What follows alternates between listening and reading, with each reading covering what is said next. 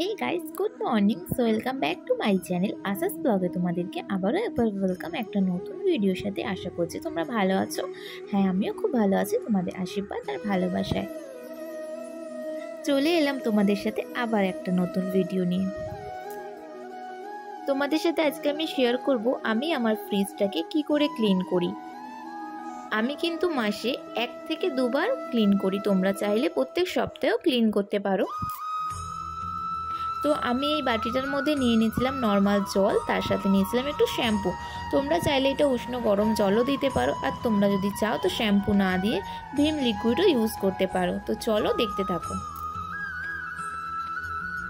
তো এখানে আমি জলের মধ্যে যে শ্যাম্পুটা মিক্সড করেছিলাম সেটা দিয়ে কাপড়টা ভিজিয়ে ভালো করে মুছে নেব।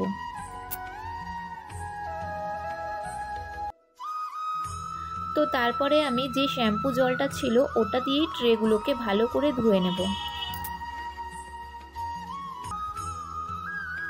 তো তারপর ট্রেগুলোকে ধুয়ে আমি কিছুক্ষণ রোদে রেখে দিয়েছিলাম, জলটা যাতে ঝরে যায় তাড়াতাড়ি।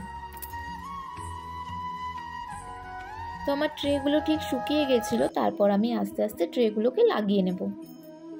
মিশো থেকে তোমরা যদি এটা পারচেস করতে চাও তো আমি লিঙ্কটাও তোমাদেরকে শেয়ার করে দেবো। বেশি প্রাইস নেয়নি, 132 সামথিং এরকম কিছু নিয়েছিল, কিন্তু খুব ভালো। ওপরটা ঢেকে রাখার জন্য, পুরো ফ্রিজ কভার না, আমার আবার ঠিক পছন্দ না, নর্মাল ওপরটা ঢাকা থাকবে, একদম ঠিক আছে। তো ফ্রিজের মধ্যে লাস্টে আমি একটু লেবু কেটে রেখে দেবো। কেন বলো তো, লেবু একটু কেটে রাখলে না ফ্রিজে বাজে কোনো স্মেল হয় না।